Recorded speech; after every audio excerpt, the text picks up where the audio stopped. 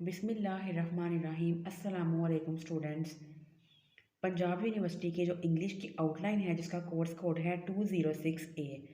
तो इस इंग्लिश की जो आउटलाइन है कंप्लीट आउटलाइन के आज मैं आपको सारे टॉपिक्स बताऊंगी, क्योंकि मेरे कुछ स्टूडेंट्स को बहुत जो है वो डिफ़िकल्टी आ रही है कि उनको समझ नहीं आ रही कि उन्होंने इस टॉपिक में किस जो है उसको किसको एक्सप्लेन करना है, क्या मटेरियल उन्होंने इस टॉपिक के अंदर लिखना है।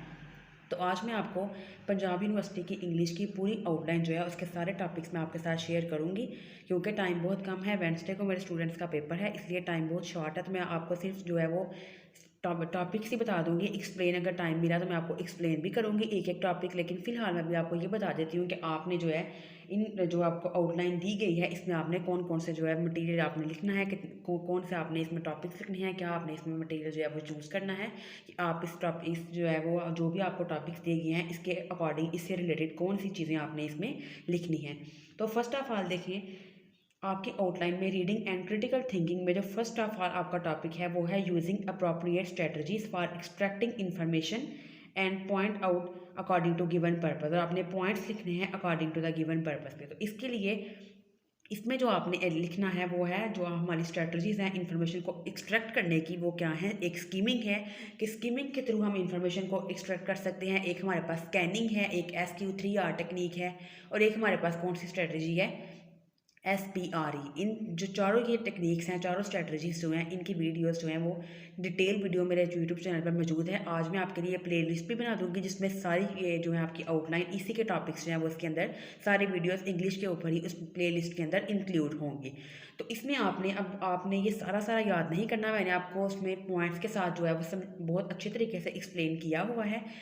अब आपको अगर ये क्वेश्चन आता है कि कौन कौन सी स्ट्रेटजीज हैं इन्फॉर्मेशन को एक्सट्रैक्ट करने की, तो अब आप जो है ये डिपेंड करता है कितने मार्क्स का ये आपको क्वेश्चन आया है। अगर तो ये 2 मार्क्स का या 4 मार्क्स का है तो आप थोड़ा थोड़ा जो है वो स्किमिंग के बारे में, थोड़ा सा स्कैनिंग के बारे में, SQ3R टेक्निक के बारे में और SPRE टेक्निक के बारे में लिख देंगे कि इन टेक्निक्स के थ्रू हम इन्फॉर्मेशन को एक्सट्रैक्ट कर सकते हैं। चलिए आइए स्टूडेंट्स, अब नेक्स्ट अगले टॉपिक पे चलते हैं। इसके बाद देखिए स्टूडेंट्स, हमारा अगला टॉपिक है identifying the main points supporting details conclusion in a text of intermediate level.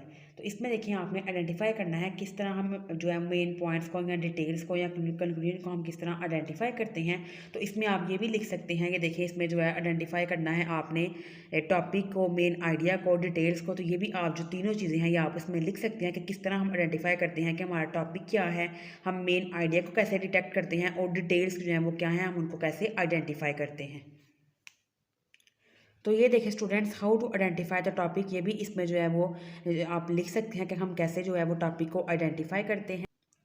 इसके बाद देखिए how to find the main idea. तो ये मेन आइडिया को जो है वो फाइंड करने के कुछ जो है वो मेथड आपको दिए गए हैं कि जो मेन आइडिया है या जो आपका टॉपिक सेंटेंस है वो फर्स्ट सेंटेंस में भी हो सकता है, लास्ट में भी हो सकता है, और मिडिल ऑफ द पैराग्राफ भी हो सकता है। इसकी भी डिटेल वीडियो मेरे यूट्यूब चैनल पर मैंने अपलोड की हुई है, आप लोग वहाँ से इस वीडियो को देख सकते हैं। इसके बाद स्टूडेंट्स, हमारा अगला टॉपिक है identify the writer's intent such as cause and effect. इसके बाद देखिए कंपैरिजन एंड कंट्रास्ट। तो ये भी जो दोनों टॉपिक्स हैं यहाँ पे मौजूद हैं। ऊपर देखिए हमारे पास जो है वो कंपेयर एंड कंट्रास्ट है। इसके बाद देखिए प्रॉब्लम सोल्यूशन पैटर्न भी है, और इसके बाद देखिए कॉज एंड इफेक्ट भी है। इसकी भी डिटेल वीडियो मेरे यूट्यूब चैनल पर मौजूद है। इसके बाद देखिए स्टूडेंट्स, हमारा अगला टॉपिक है interpreting charts and diagram making appropriate notes using strategy such as mind map, table, list and graph. तो इसमें देखिए ये हमारे पास जो है माइंड मैपिंग है। इसकी वीडियो मेरे पास जो है मैंने ऑलरेडी अपलोड नहीं की, तो ये मैं आपको जस्ट, अब आपके पास टाइम कम है इसलिए मैं आपको सिर्फ ये बता देती हूँ कि आपने इसमें ये टॉपिक लिखना है। तो इंशाल्लाह अगर जो है वो पॉसिबल हुआ तो मैं आप इसकी डिटेल वीडियो भी आपके लिए जो है उसको अपलोड कर दूँगी, आपको समझा दूँगी कि माइंड मैपिंग क्या होती है। इसके बाद नेक्स्ट देखिए आपने इसमें माइंड मैपिंग लिखना है। इसके बाद अगला पेज नेक्स्ट देखिए कि इसमें माइंड मैपिंग है। इसके बाद किस तरह हम टेबल को, लिस्ट को और ग्राफ को यूज़ करते हुए किस तरह अपने नोट्स बनाते हैं। तो देखिए स्टूडेंट्स, ये इस तरह एग्जांपल थी किसकी, माइंड मैपिंग की, कि इस तरह आप अपने कोई भी आपको टॉपिक दिया गया हो तो आप किस तरह उसकी माइंड में उसका मैप बना लेते हैं, फिर इजीली आप उन सारे पॉइंट्स को बारी बारी डिस्कस करेंगे। इसके बाद देखिए नेक्स्ट हमारे पास जो अगला है मेकिंग अ लिस्ट, के किस तरह आप हम जो है वो लिस्ट बनाते हैं, और लिस्ट बनाने के बाद हम सारे पॉइंट्स को जो है वो 1 बाय 1 डिस्कस करते हैं। नेक्स्ट मैं आपको बता देती हूँ कि किस तरह ग्राफ्स जो हैं वो हमारी हेल्प करते हैं अप्रोप्रिएट नोट्स बनाने में। तो ये देखिए स्टूडेंट्स, आपने ये लिखना है किस तरह जो लिस्ट हैं वो हेल्पफुल होती हैं कि हम किस तरह सारे पॉइंट्स को जॉट डाउन करते हैं, फिर हम इस जो है वो जो है उनको वन बाय वन हम डिस्कस करते हैं। नेक्स्ट देखिए कॉलम किस तरह हेल्प करते हैं हमारी, इसके बाद देखें वेब डायग्राम या फिर माइंड मैप, और इसके बाद फ्लो चार्ट की चार्ट्स हमारी हेल्प किस तरह करते हैं इन्फॉर्मेशन को। तो ये देखिए स्टूडेंट, मैं आपको थोड़ा सा इसके बारे में बता देती हूँ कि फ्लोर चार्ट किस तरह हमारी हेल्प करते हैं। देखिए वो कहते हैं अगर आप ग्राफिकली जो है वो सारे स्टेप्स को लिख लोगे, जो प्रोसीजर है उनको हम स्टेप बाय स्टेप लिख लेंगे, तो हम इंश्योर हो जाएंगे कि हमने जो है वो एक क्रोनोलॉजिकल ऑर्गेनाइजेशन को भी फॉलो किया है, मीन्स कि हम स्टेप बाय स्टेप आ रहे हैं, और ये भी हमें जो है वो यकीन होगा कि हमने कोई भी स्टेप ओमिट नहीं किया, मीन्स के कोई भी स्टेप हमने इसमें से स्किप नहीं किया। तो इस तरह जो फ्लोर चार्ट्स हैं वो हमारी हेल्प करते हैं कि हम किस तरह अपनी इन्फॉर्मेशन को इंटरप्रेट कर सकते हैं, किस तरह हम बारी बारी सारी चीज़ों को एक्सप्लेन कर सकते हैं।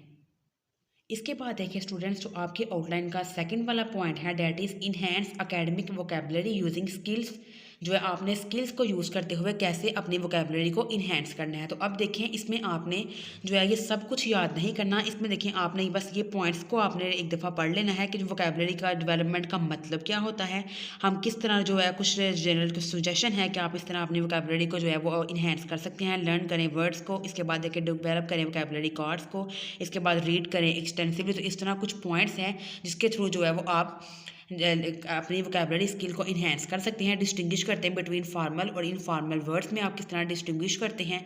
तो अगर आपको आता है जो है वोकेबलरी बिल्डिंग स्किल को हम इन्हेंस किस तरह करते हैं, तो आप इन पॉइंट्स को लिख के इनके अंदर आप थोड़ा थोड़ा उनको एक्सप्लेन कर देंगे। इसके बाद नेक्स्ट आइए देखते हैं। तो इसके बाद देखिए स्टूडेंट्स, अब उन्होंने हमें ये तो नहीं बताया कि हमने इसमें जो है वो आउटलाइन में कि हमने वोकेबलरी स्किल्स में कितना लिखना है, तो इसलिए अब आपको ये कुछ टर्म्स भी याद करनी पड़ेंगी क्योंकि ये भी इन वोकेबलरी स्किल्स में इंक्लूड होती हैं, that is suffix and prefixes. कि आपने सुफिक्सेस की और प्रीफिक्सेस की डेफिनेशन को भी याद कर लेना है, क्योंकि हो सकता है कि अब अगर उन्होंने आपको आउटलाइन में वोकेबलरी स्किल का टॉपिक दिया है तो फिर ये आपको डेफिनेशन मस्ट जो है वो याद करनी पड़ेगी। तो सुफिक्स देखें क्या होती हैं। Suffix are the verbal elements हैं जो आप ऐड करते हो to the end of the word to form a derivative such as noun, for example simplification और वर्क सिंप्लीफाई। तो ये क्या है, सुफिक्सेस। इसके बाद देखिए प्रीफिक्सेस क्या है। प्रीफिक्सेस में be use to form a new words. Prefixes को हम यूज़ करते हैं एक नया वर्ड्स बनाने के लिए। They may give an adjective a negative meaning. अब ये एडजेक्टिव को एक नेगेटिव मीनिंग भी दे सकती हैं। तो ये देखिए ये एक हमारे पास प्रीफिक्स थी ए, इसके बाद देखिए इन, इसके बाद I L, I am, I R और यू एन। इसका मीनिंग क्या होता है सबका, नॉट। तो इस तरह आपने प्रीफिक्स और सफिक्स की डेफिनेशन को भी इसमें याद करना है। तो ये देखिए स्टूडेंट्स, ये प्रीफिक्स की बहुत अच्छी डेफिनेशन है। Prefixes are the verbal elements which are placed before the word in order to qualify or tells us about the word. ये हमें वर्ड के बारे में ज़्यादा एक्सप्लेन करता है, डैट इज़ प्रीफिक्स। इसके बाद देखिए आपने इसमें सिनोनिम्स एंड एंटोनिम्स की डेफिनेशन भी याद करनी है, क्योंकि वोकैबुलरी स्किल्स में ये दो डेफिनेशन भी इंक्लूड होती हैं। तो स्टूडेंट सिनोनिम एंड एंटोनिम्स के बाद आपने होमोनिम्स की डेफिनेशन भी याद करनी है। होमोनिम्स क्या होते हैं। Homonyms are the words which have the same spelling but different meaning. कि स्पेलिंग सेम है लेकिन मीनिंग क्या है उनके डिफरेंट, उनको हम क्या कहते हैं, होमोनिम्स। इसमें देखिए उन्होंने आपको एग्जाम्पल दी गई है, नेक्स्ट पेज पर हम इस एग्जाम्पल को देखते हैं। तो देखिए स्टूडेंट, जैसे हमारे पास एग्जांपल है date 14 August is an important date for Pakistanis. तो इस जो DATE डेट है खजूर। तो इस तरह ये देखें दो इनके स्पेलिंग सेम है लेकिन इनके मीनिंग क्या है, डिफरेंट है।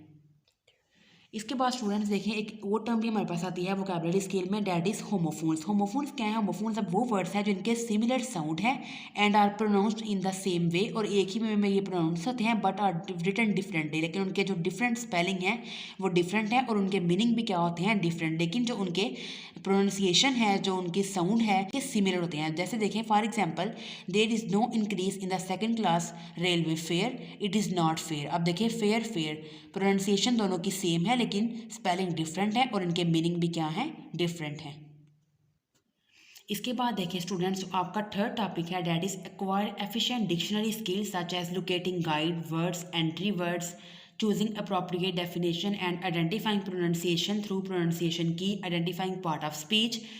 अब देखें इसमें आपने ये वाले आपने इसमें अब जो है पैराग्राफ को लिखना है, that is pronunciation the vowel sound. कि किस तरह जो है आप जो डिक्शनरी में किस तरह कुछ डिफरेंट जो है वो आप स्ट्रेटजीज को यूज़ करते हुए डिक्शनरी में किस तरह वर्ड को फाइंड आउट करते हो। फर्स्ट देखें डिक्शनरी गाइड जो है वो you not only about the meaning, ये सिर्फ आपको वर्ड के मीनिंग के बारे में ही नहीं बताती a word but also it's pronunciation, लेकिन ये आपको उसकी प्रोनाउंसिएशन के बारे में बताती है जो इंडिकेट करती हैं साउंड को। For example the symbol indicates the sound SH as in ship.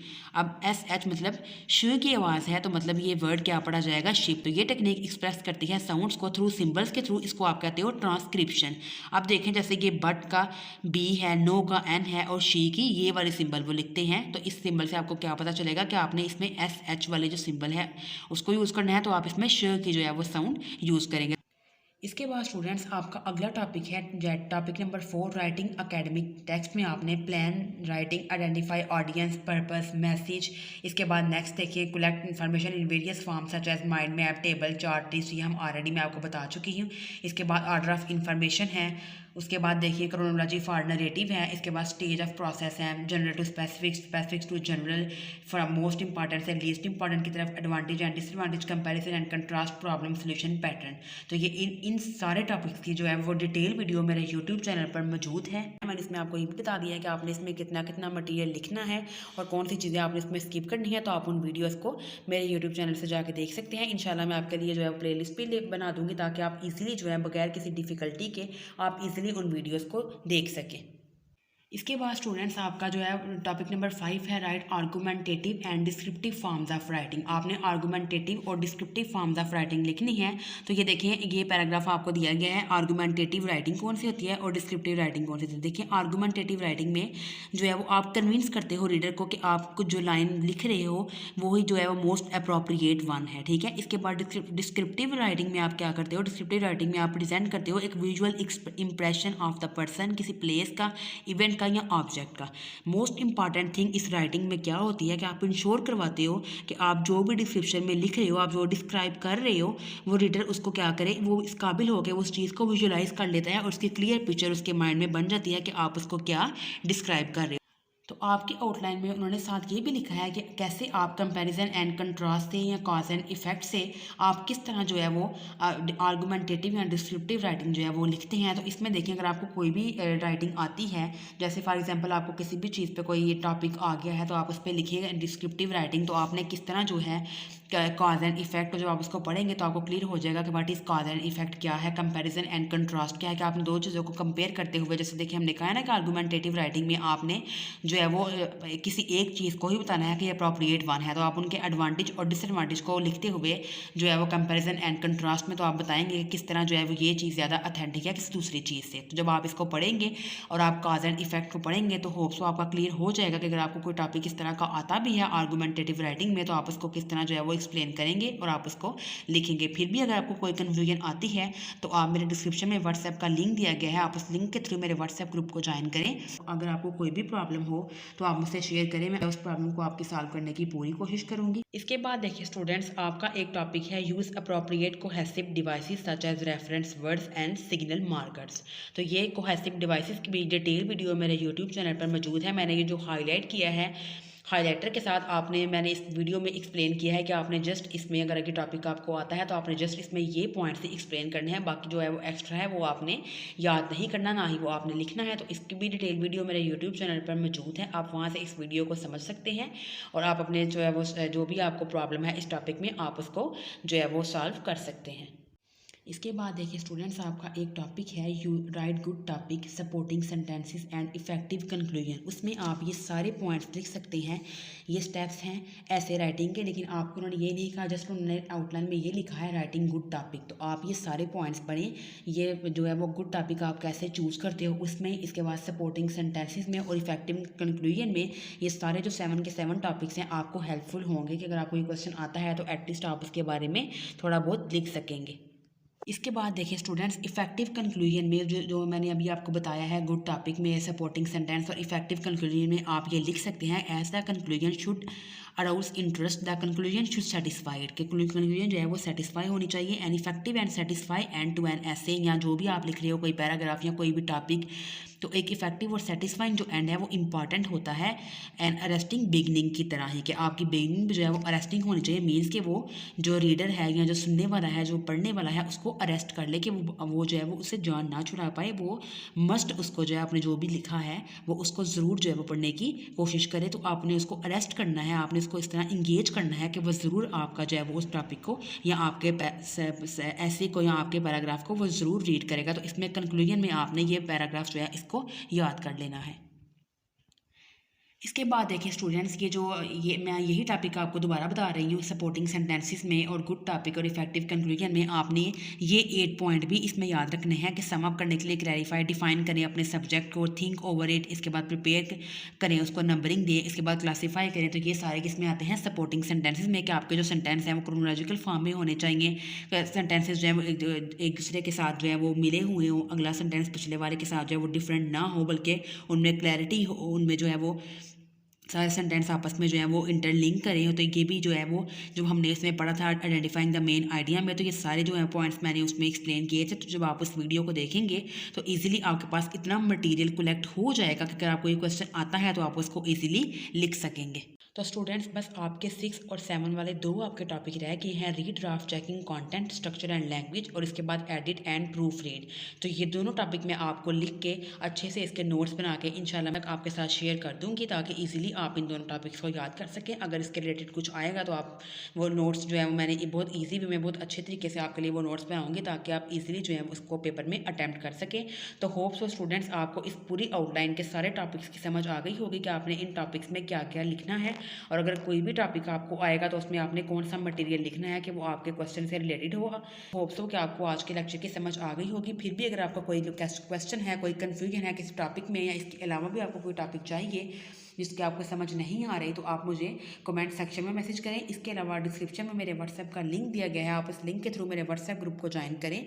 अगर आपको कोई भी प्रॉब्लम होगी तो इंशाल्लाह मैं आपकी इस प्रॉब्लम को सॉल्व करने की पूरी कोशिश करूँगी। होप सो कि आप इन सारे जो मैंने आपके साथ जो है वो पॉइंट्स शेयर किए हैं, आपको सारे टॉपिक्स बताए हैं, तो आप उनको अच्छे तरीके से याद करेंगे तो इंशाल्लाह आपका पेपर भी अच्छा हो जाएगा। तो स्टूडेंट्स, अब नेक्स्ट हम एक नई वीडियो के साथ मिलेंगे, that is edit and proof read and read draft checking content, structure and language. तब तक के लिए अल्लाह हाफिज़।